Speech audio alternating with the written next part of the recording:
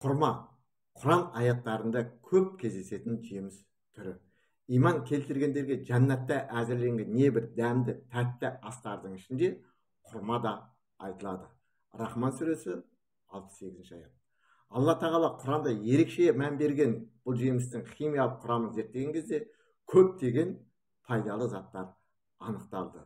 Егер де құрманың қандай пайдасы бар екенін білгіңіз келсе, мына видеоны міндетті түрде аяғына дейін көріңіз, ұнаса да, ұнамаса да тіркеліңіз. Осылай жасау арқылы біріншіден қазақ тілді контенттің дамуына үлес қосасыз, екіншіден ана тіліміз қазақ тілінің дамуына азғантай де болса септігіңізді тигізесіз. Дос жаран, жақын жуығыңызбен бөлісіп, қоңырау шамды басып қоюды ұмытпаңыз. Бұдан кейінгі шығатын видеоларды жіберіп алмас үшін. Құрма адамзат баласының барлығына танымал ең көне жеміс болып табылады. Өзінің нәзік, тәтті әрі құнарлы сипатымен қазіргі таңда да көптеген әлем елдеріндегі маңызы зор жеміс болып отыр. Ғалымдар бұл жемістің барлық жаңа қырын және таңқалдырарлық ерекшелігін әрі таңдаулы ас екендігімен ғана емес, небір түрлі ауыз шұрқаудың таптырмас емші екендігін анықтап отыр. Сондай-ақ Құран аяттары да біздің назарымызды құрманың адам баласына берер пайдасына аударуда. Мәриям сүресінен бір аят келтіре болсақ, аятта мынандай дейді: сонда оны толға қысып құрма ағашының түбіне барады да, әттең-ай, мен бұдан бұрын өліп қана мүлде ұмытып кеткен болсам еді деді. Періште оның астыңғы жағынан: кейіме Рабың астыңнан бір бұлақ жаратты деп дыбыстады. Құрманың бұтағын өзіңе қарай сілкі, саған жас құрма түседі деген он келді. Ал енді же де іш, көз айым бол. Толғақ сәті келген кезде Алла тағала салихалы Мәриямға Иса пайғамбар алейхиссалам арқылы құрманың дәмін татырды. Бұл Құрандағы әмір илахи даналықты меңзейді. Жақында ғалымдар құрманың әйел адам босанар кездегі берер пайдасын және де аяқ ауыр әйел мен іштегі нәрестеге де пайдалы екендігін анықтап отыр. Құрманың құрамында үлкен мөлшерде қант бар екен, яғни 60-65%. Бұл барлық жемістермен салыстырғандағы ең үлкен көрсеткіш. Дәрігерлер әйел адамдарға жүктілік кезінде және де босанатын күні үзбей осы жеміс шырын ішуге кеңес береді.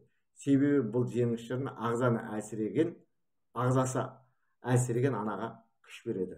Сонымен қатар босанушы әйелдің ағзасына жаңа туылған нәрестеге өмірдің ең алғашқы сәтінен бастап өте қажетті ана сүтін құрайтын химиялық реакцияның жүзеге асуын қамтамасыз етеді.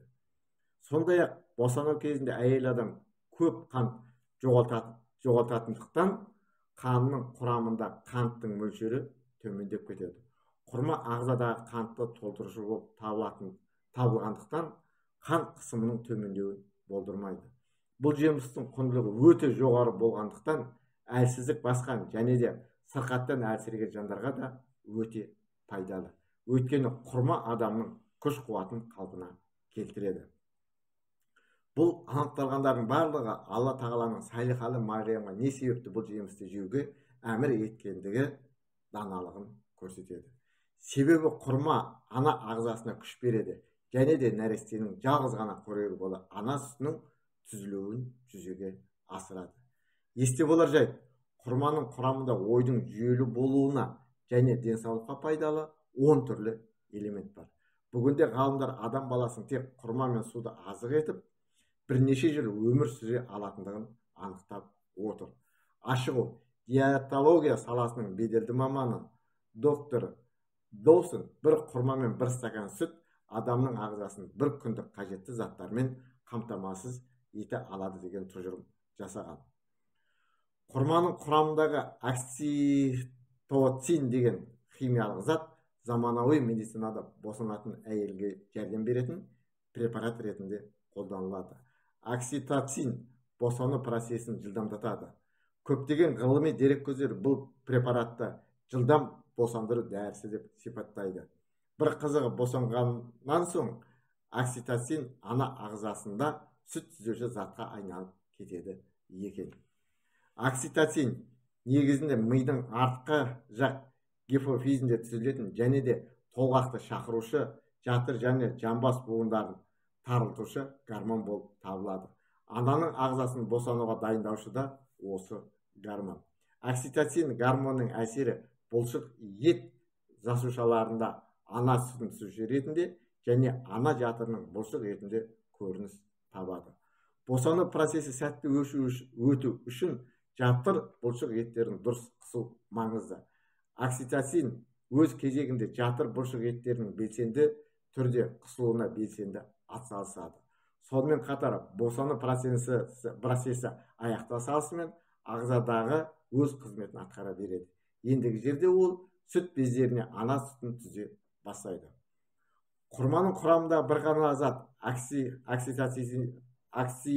окситоциннің болуы құрамдағы иллахи ескертпе екендігінің дәлелі бола алады.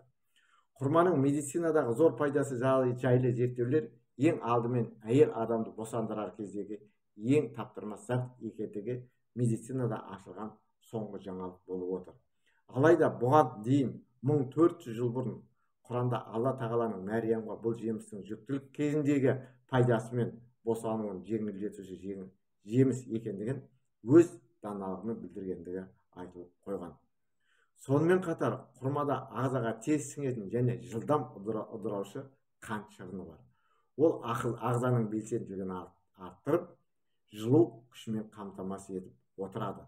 Құрмадағы қант шырыны ағзадағы қант құрамын мөлшерден асырушы кәдімгі қанттан, глюкозадан айырмашылығы көп. Қант құрамында қанттың көтеріліп бірнеше сырқаты бар жандар үшін өте қауіпті. Соның ішінде қант диабеті кезінде қант құрамында қанттың көбеюі үш құрылысқа зиян тигізеді. Ең бірінші бүйректің, көздің, жүрек бұлшық етінің, жүйке талшықтарының қызметі бұзылады. Қанттың көбеюі нәтижесінде көптеген аурулардың ауыр түрінің себебі және де көру қабілетінен айырылуға, мүшелердің жансыздануына, бүйрек ауруына және де қант диабетінің ауыр түріне апаруы мүмкін. Ал құрмадағы қант бұндай емес, тіпті бөлек. Ол құрмадағы қанттың пайдасы болмаса зияны жоқ болып тұр ғой бұл жерде. Құрмада көптеген дәрумендер мен минералды заттар бар. Олар жасұныққа, клетчаткаға, майға және ақуыздарға бай. Құрмада минералды заттардан натрий, калий, кальций, магний, темір, күкірт, фосфор және хлор бар. Сонымен қатар құрманың дәнінде А дәрумені, бета-каротин, В1, В2, В3 және В6 дәрумендері бар. Жүкті әйелдің ағзасына және жалпы адамның ағзасына құрмадағы дәрумендер мен минералды заттардың қалай әсер беретіндігіне бірнеше мысал келтіреміз. Құрма 50% қанттан құралған. Сондықтан да өте нәрлі. Ол ағзада тез таралады. Қант шырыны жүйке жүйені тыныштандырады. Құрма мидың қызметіне өте пайдалы. Себебі 2% ақуыздан тұрады. Сондай-ақ А, В1 және В2 дәрумендеріне бай. Ақуыздар ағзаны жұқпалы аурудан қорғаушы қызметін атқарады. А дәрумені көз бұлшық еттерін жақсартады. Сүйек және тісті қатайтады. В1 дәрумені ақуыздарды, көмірсуларды және майларды жойып, ағзадағы жасушалардың жаңаруын қамтамасыз етеді. Құрманың нәрлілігі тұқымдағы адам ағзасына қажетті минералды заттардың құрамына байланысты. Мысалы, жүкті және бала емізетін әйелдерге ең қажет зат фолий қышқылы. Бұл қышқыл ағзадағы жаңа жасушаның түзілуіне қатысушы маңызды дәрумен. Амин қышқылы жасуша жаңару кезіндегі ағзадағы түзуші жабдық болып табылады. Жүктілік кезінде бұл қышқылға деген қажеттілік 2 есе артады. В9 жетіспеген кезде ағзадағы эритроциттердің мөлшері көбейеді. Алайда олардың құрылымдық белсенділігі төмендейді де қан аздыққа апарады. Сондай-ақ бұл қышқыл фолиевая кислота жасушаның бөліну кезінде және де жасушаның құрылу кезінде әрі нәрестенің анасының жатырында даму кезінде ана ағзасы осы қышқылға мұқтаж болады. Ал құрма В9 фолиевая кислота дәруменіне өте бай. Жүктілік кезінде көптеген әйелдердің біраз уақыт жүректері айнып және де физиологиялық өзгерісте жүреді. нәтижесінде ағзада калий жетіспеушілігі басталады. Осы кезде жүкті әйел құрамында осы элементі бар тамақтар жеуі тиіс. Калий құрмада көп мөлшерде бар деуге болады. Ол болашақ ананың ағзасындағы судың тепе-теңдігін сақтауға көмектеседі. Калий ағзаға, миға қажетті оттегін алуға көмектеседі және де ойдың сергектігін қамтамасыз етеді. Мұнымен қоса ағзаға қажетті суды және де бүйректегі қалдықтар мен зәрдің шығуын реттейді. Ағзадағы жеткілікті калий жоғары қан қысымын болдырмай, дененің терісіне жақсы әсер береді. Темір құрмадағы тағы да бір минерал. Ол қанның қызыл жасушаларындағы эритроциттер түзуші гемоглобиннің жұмысын реттейді. Қан азықтың алдын алады және де баланың дұрыс жетілуіне көмек береді. Эритроциттер оттегі мен көмірқышқылды алмастыруда маңызды рөл атқарады. Құрма темірге бай. Сондықтан күніне 15 құрмадан артық жеген адам ағзаға қажетті темірді алған болады. Құрмада кездесетін кальций және фосфат қаңқа мен тіреуіш әрі қозғағыш аппараттарының дұрыс қалыптасуын қамтамасыз етеді. Бұл жемісті үзбей жеу ағзаны сынғыш сүйек пен остеопороздан сақтайды. Ғалымдар құрманың адамның жүйке талшықтарының қызметінің жақсаруына тигізетін әсерін ерекше айтып өтеді. В6 дәруменнің адам ағзасына беретін әсерін зерттеген Беркели университетінің дәрігерлері құрманың құрамындағы В6 дәрумені жүйке жүйесін жақсартып, құрамындағы магнийдің бұлшық еттің жұмысында маңызы зор екендігін анықтады.